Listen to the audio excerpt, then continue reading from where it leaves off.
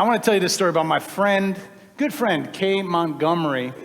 She wrote about, she says, I invented Unitarian Universalism all by myself. She says, I know numerous others who have done this as well. I did it, she says, on buses traveling up and down Livernois Avenue in Detroit. You know Livernois Avenue, Pastor David? All right, I thought you might. From Detroit over here. She was 17 years old, a working class Irish Catholic girl living with her parents and attending a Jesuit college about 10 miles away. She says, the Jesuits would have been astonished, I suppose, to learn that this was what they had fashioned. A teenager trying to figure out what religion was and could be, and whether it was even possible to be both religious and honest, much less an actual member of an actual church. I thought not, she said. Each day that bus went within half a mile or so of a Unitarian congregation. But I didn't know that, she says, and even if I had, it wouldn't have meant a thing to me. A decade later, in another city, long after I left religion, she says, I stumbled on a passage in a book that described Unitarian Universalism. I was astonished. This thing I had invented actually existed. A richer version than mine. A version with a religious, intellectual, and cultural tradition I could not have imagined. But still, identifiably mine. And then there was the experience that so many of us have of coming home, of showing up and finding comfort and challenge and people who insisted that I grow, of finding ideas that thrilled and scared me because of what they demanded of me, of finding a community of scrappy, smart, satisfying people who care passionately about each other and the community they are a part of, and about leaving the planet a better place. People who believe that they need one another for all kinds of personal and social reasons and for the work of making justice. We come from so many places. Parents who want their children to be raised with good morals and ethics and community, but not indoctrinated. Community activists who want to have a spiritual grounding for their work. People who left a traditional religion because they grew uncomfortable with its message. Those with generations of Unitarian or Universalist heritage. Gay, lesbian, bisexual, and transgender people who want a church where they feel welcome and where their partnerships will be blessed. Biracial families, couples with different faiths who joined because they wanted to be married by a clergy person who would respect both of their traditions, and then after that they decided to stay. Many paths people travel in order to come home to a community like this one. Now, I want to take us for a moment to ancient Greece, to where they had a place that they called the Agora. Now, Agora is translated as gathering place. The Agora would attract people from all walks of life, political figures, poets, philosophers, and common folks, subsets of people who would not otherwise find themselves interacting with one another and getting to know each other. The ancient Agora of Athens is probably the best known example. It was a place to hang out, where you could see performers and listen to famous philosophers, and you could participate in the democracy. Over the past decade or so, there's been a lot of talk in our country about having a third place in your life. Our first place is our home. Our second place is usually our work or maybe school. But then the third place is a place where we choose to be. It offers opportunities to relax and to learn and to explore and to be yourself in public. to meet new people, and to see familiar faces. It should be a place that allows you to broaden your interactions with others who are like you and who are different from you. To be creative, a place where you feel welcome. Having a third place, they say, enlarges and enhances people's lives, and it also impacts our well-being.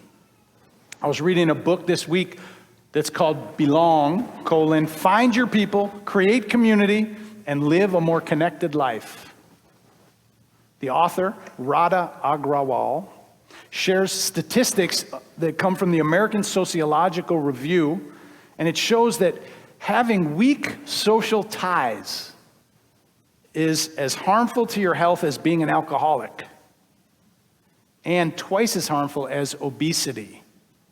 I had to read it twice because I didn't believe it. It says that poor social ties are as harmful to your health as being an alcoholic, and twice as harmful as obesity. And I think that means that I can eat twice as many desserts if I come here on Sunday. I'm not sure if I got all the statistics right, but I think it's something like that. I think it means something like that. But no, one of the most important qualities of a third place is that it's a place you have no obligation to be there. You have chosen this place to be a part of your life. You can come and you can go as you please. And for many of us, All Souls is our third place. It's a place where we can relax, where we can have fun, where we can learn and we can love and we can explore and we can be ourselves. It's crazy that, especially in Oklahoma, for those of us who live here in Oklahoma, sometimes we can't even be ourselves at work. Sometimes we can't even be ourselves at home. But hopefully here we can bring all of ourselves and be loved for who we are, for what we believe or don't believe, and be at home among other people. A place for cultural exchange with people who are different from us and live different lives and have had different experiences, opportunities to give back, a place that we can build our resilience and our courage and can be engaged in all kinds of issues and activities. I want to tell you a story about a man named David Cronin who used to own a bookstore, and it was called Changing Times. And he tells a story that I really like because it connects me to something that I experienced. He tells this story about a time when a woman came into his store with a small child, and she asked, "Do you carry resin incense?" He said, "Yes, I do." And he began to walk her over to the incense. And when they got there, she picked up a small bag of amber resin incense, and she held it to her nose, and she took in a long, deep smell with her eyes closed. And after a moment, she looked at him with a huge smile and a joyous eyes. And she lovingly spoke about growing up in Morocco and how her mother would take her to the market. And there'd be rows and rows of small, colorful stalls, many of which would burn this amber resin incense.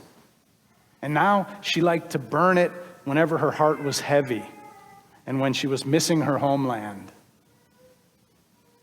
He says, "For a moment, I could feel her joy.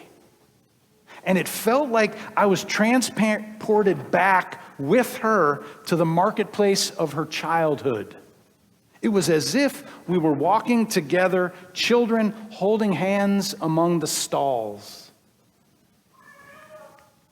Sometimes it's in coming together, joining our hearts and our stories over the things that we've found, the things that we've lost, the things that we've done, that draw out the best of our humanness.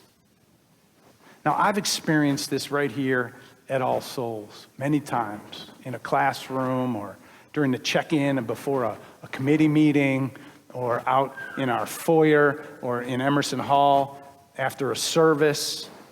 That when somebody says something, tells some story about their life or some memory that's come up for them, and I'm transported back to my childhood or to some other period in my life that I'm reminded of. I love it when these stories come from a life that's so different from my own, and I get to experience the world through someone else's childhood or someone else's life that I could have never imagined. And it seems so exotic or amazing to me. Now, I hear it all the time after a service or when we're introducing ourselves in a Wednesday classroom or something like that. Someone says, "You were raised Mormon? I was too." Or someone says, "You were made to go to church 5 times a week when you grew up? So was I." Or someone said, "Wait, you went back and forth between your Jewish relatives and your Christian relatives, and you never quite felt like you fit in either place?" Or, "You were kicked out of Sunday school too? So was I." I don't care how old I get, that when I have that feeling of being transported back to some other point in my life, like a child holding hands with another child, and we're just walking through the world together again and in a new way, it's magical. Those shared moments, they take me back, they connect parts of my life from back when to the present moment, and I feel somehow more alive. And it helps me make sense of my life now. That's why I think that having a third place in our life brings out the best in our humanness and makes life so much richer. Now, in some cultures, the barber shop or the beauty salon is like the third place. Or when I was in middle school, we used to have a youth center that we would go to after school. For some, it's the library. For others, it's the bowling alley or a coffee shop. But many of these places are commercial establishments where there's a corporate profit incentive and you have to buy something in order to be included. Like a bookstore or a coffee shop or a diner or a local bar. For many teenagers these days, it's the mall. A rather impersonal place with fluorescent lights and wandering through shops of things they can't even afford. Because we're all hungry for connection. Social media feels like a third place. But of course, there are the trolls and the negative comments and the false information. And it reminds me of the first cartoon that some of you know I like to draw cartoons in my spare time. And the first cartoon that I had published in the Tulsa World was a cartoon. It was a woman's funeral. And the pastor's up in front of an almost empty, fully empty church. And he's saying, "Mary had 3,000 friends on Facebook." Now that said, one of the silver linings of the pandemic is that we have found many more meaningful ways to be connected online and with people from all over the country and all over the world. All Souls, in fact, has 200 everywhere members who come to us from across North America and places like China, Holland, Uganda, and Italy. If you have ever joined us on Facebook, maybe you're on Facebook right now, you probably were greeted by Giacomo Tesaro, who is here every Sunday on Facebook with us, greeting people, welcoming people, and he does that from Rome, Italy. If you're on Zoom, if you've been on Zoom or on Zoom now, you may have been chatting with Leon from Uganda or Jeannie from Minnesota or Rebecca from Chicago. David's pointing. Someone's on there right now. He's watching. Jeannie. Hi, Jeannie. It's beautiful here in Tulsa today. So we have people from far and wide who serve on our board of trustees that are helping us with plan our gala fundraiser for later in November and lighting our chalice. We go to classes together. We expand our minds together. We celebrate and mourn major life events together. We laugh, we cry, we worship, we make meaning. Heck, we got through the pandemic together. And we are going to get through this election together. For those of us who are in Tulsa, we also have people who will bring us a meal when we end up in the hospital or get out of the hospital, or when someone we love dies, they'll come and be with us, make sure that we're not alone. They'll help us to raise our children, to grow old with grace, to stay young with engagement, help us die with dignity and comfort and people around us. I'm reminded of something that I read some years ago from the great anthropologist Margaret Mead. She was asked by a student, what is the earliest sign of civilization in a culture? The student expected Meade would talk about something like fish hooks or clay pots or grinding stones. But no, Meade said that the first sign of civilization in an ancient culture was a femur, a thigh bone, that had been broken and then healed. Meade explained that in the animal kingdom, if you break your leg, you die. That's it. You can no longer run from danger. You can't get to the river to drink or hunt for food. You are meat for prowling beasts. No animal survives a broken leg long enough for the bone to heal. A broken femur that is healed is evidence that someone has taken time to stay with the one who fell, has bound up the wound, has carried the person to safety, and has tended the person through recovery. Helping someone else through difficulty is where civilization starts. That's what Meade explained. Now, in our fast-paced, always changing, often divided world, I'm so thankful to have a community like this as a third place. Too many people are trying to get through these times that we're living in without an authentic community of fellow travelers. I hope you don't take this place for granted. In this highly conflicted election year, in this era of banning books and Bibles in schools, as we publicly debate topics like gender and race and inclusion, it's a blessing to have a whole bunch of real people who care. People who are different from ourselves and people who are just like us. I can't imagine trying to get through all this without it. And even if I could, I wouldn't want to. My friend Kay, who I mentioned earlier, who invented Unitarian Universalism on her own, she went on to share that she had an experience that changed her feelings about inviting others to come with her to her congregation, her community. She said, when my brother was dying, the sibling that I had always been the closest to, for months I spent as many weekends as I could traveling from Boston, where I lived, to Detroit, where he lived. Those weeks were fraught with pain and grief, but also with unexpected moments of something that felt like joy. John and I and the rest of our family cried and we laughed together. And then odd and amazing things happened. Because in the midst of this tragedy, this watching a marathon runner curled on his bed like a child, there was space only for honesty. Odd and amazing things happened, but none more odd and amazing than this. Johnny experienced a deathbed conversion. My Roman Catholic brother became a Unitarian Universalist.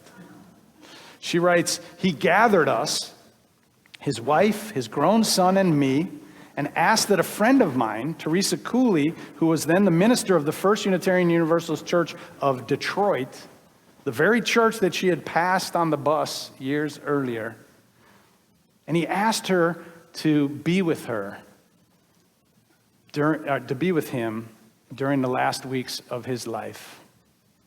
And the memorial service after he died was held in that congregation. And it was attended by hundreds of people. And Kay says, I smiled, honored to have witnessed this final act of integrity, and pleased to know that he and I were more alike than we had guessed. I was also sad that his life, which was so rich in so many ways, had not been as spiritually satisfying as his death. And I was conscious that the one person who might have changed that was me. I had talked about my community, of course, but the one thing that I hadn't done, I hadn't even thought of doing, was urge him to join me on a Sunday morning or a Wednesday night. This is what I've learned, she said. For each time I don't reach out to someone who might find meaning and value in this tradition, for each time I hesitate to be hospitable out of shyness or solipsism, I may be leaving someone's life poorer than it might have been. If there's a teenager on a bus somewhere, and there is, I'd like to offer her the good news of all souls, of the point of Unitarian Universalism. I realize that most of us are hesitant to even mention that we go to a church. Right? Most of us don't even, let alone, want to invite somebody. And that's because it's so much that happens out there that's been so negative with regard to people proselytizing and trying to draw people, hey, come to my church, come to my church. And you're like, you know what, just leave me alone. So it's like, well, I'm not going to go out there and start telling people, hey, come with me to All Souls. It's a really cool place, So many of us don't, but an invitation here can add so much to the life of someone who shares our sensibilities. Doesn't have to be annoying. It doesn't have to be constant. It can just be an invitation. Hey, I think you'd enjoy this. Come on along. Think about how much it's added to your life. Let's admit it. This is a very different kind of community. This is a gathering place for love and for courage and for connection. It's a third place unlike any other place anywhere in the world. And we have it right here. Let's not hide it under a bushel, as they say. I hope that you'll go out and share the love of this place, that you'll feel the love of this place when you're here, or by taking that little heart that we gave away this morning with you to remind you of the love. You're loved here. You matter here. It's so great when you show up, not just for you, but when you show up for the other people for whom you are a great delight. I love you. Welcome home. Thank you.